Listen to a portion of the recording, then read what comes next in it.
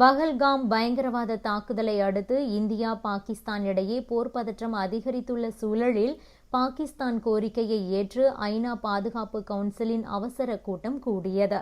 இந்த கூட்டத்தில் எந்த முடிவும் எடுக்கப்படவில்லை. இதனால் பாகிஸ்தான் போட்ட திட்டம் எதுவும் ஈடேறாமல் போயிருக்கிறது.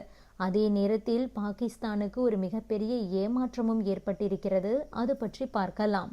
இந்த நிலையில் ஐக்கிய நாடுகள் சபையின் பாதுகாப்பு கவுன்சில் கூட்டம் அவசரமாக கூடியிருந்தது. திறந்த ஆலோசனையாக இல்லாமல் க்ளோஸ் டோர் மீட்டிங்காக நடைபெற்றது. பாகிஸ்தான் கோரிக்கையை ஏற்று இந்த ஆலோசனை நடைபெற்றுள்ளது. எனினும் இந்த கூட்டத்தில் எந்த ஒரு முடிவும் எடுக்கப்படவில்லை. அறிக்கையோ தீர்மானமோ எதுவும் நிறைவேற்றப்படாமலேயே கூட்டம் நிறைவு பெற்றிருக்கிறது. இதன் மூலம் ஐநா பாதுகாப்பு கவுன்சிலில் பாகிஸ்தானின் மூக்கு உடைப்பட்டிருக்கிறது.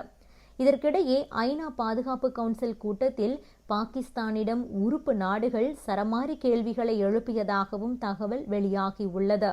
90 நிமிடங்கள் நடைபெற்ற இந்த கூட்டத்தில் அணு ஆயுத மிரட்டல், ஏவுகணை தாக்குதல் என அடாவடி செயல்களில் பாகிஸ்தான் ஈடுபடுவது குறித்து உறுப்பு நாடுகளின் பிரதிநிதிகள் கேள்வி எழுப்பியுள்ளனர். அதேபோல லஷ்கர்-இ-தொய்பா இயக்கத்தின் தொடர்பு குறித்தும் சந்தேகம் எழுப்பப்பட்டதாக சொல்லப்படுகிறது. பஹல்காம் விவகாரத்தை சர்வதேச அளவில் எழுப்ப முயன்ற பாகிஸ்தானுக்கு ஏமாற்றமே மிஞ்சியுள்ளது. கூட்டம் முடிந்த பிறகு எந்த ஒரு ஸ்டேட்மெண்ட்டை அளிக்கவும் எந்த ஒரு நாடும் முன்வரவில்லை. இதில் சீனாவும் கூட பின்வாங்கி உள்ளது என்பதையும் கவனிக்க வேண்டும். இந்தியாவின் அதிரடி நடவடிக்கைகளுக்கு பயந்து ஐக்கிய நாடுகள் பாதுகாப்பு கவுன்சிலில் தனது புலம்பல்களை எடுத்துரைக்கவே இந்த கூட்டத்தை கூட்டியது பாகிஸ்தான். ரகசியமாக நடைபெற்ற இந்த கூட்டத்தில் அதன் நண்பன் சீனாவும் உடனிருந்தது. இந்த கூட்டத்தின் மூலம் உலக நாடுகளின் அனுதாபத்தை பெற்றுவிடலாம் என பாகிஸ்தான் கணக்கு போட்டது. ஆனால் பாகிஸ்தான் நினைத்ததற்கு நேர்மாறாக அங்கு நடந்திருக்கிறது. ஐநா பாதுகாப்பு கவுன்சில் கூட்டத்தில் பஹல்காம் தாக்குதல் குறித்து பாகிஸ்தானிடம் கடுமையான கேள்விகள் எழுப்பப்பட்டன. இந்த இக்கட்டான சூழ்நிலையில் பாகிஸ்தானின் நம்பிக்கைக்குரிய நண்பனான சீனா கூட அதற்கு ஆதரவாக ஒரு வார்த்தை கூட பேசாமல் மௌனம் சாதித்திருக்கிறது.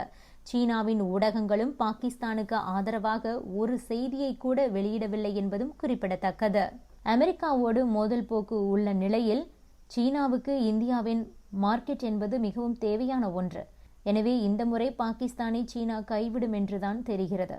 ஏற்கனவே நம்ம தோஸ்த் ரஷ்யா நாங்க உங்க பக்கம்தான் இருக்கிறோம் என்று இந்தியாவிடம் தெளிவாக சொல்லிவிட்டது. ஆசியாவின் இரு பெரும் நாடுகளில் ஒன்று இந்தியா பக்கமும் இன்னொன்று பாகிஸ்தான் பக்கமும் இருப்பது வழக்கம். ஏற்கனவே நமது நண்பன் ரஷ்யா நாங்கள் உங்கள் பக்கம்தான் என்று இந்தியாவிடம் சொல்லிவிட்டது. ஆக அடுத்து பாகிஸ்தான் என்ன செய்வதென்று தெரியாமல் விழித்துக் கொண்டிருக்கிறார்கள்.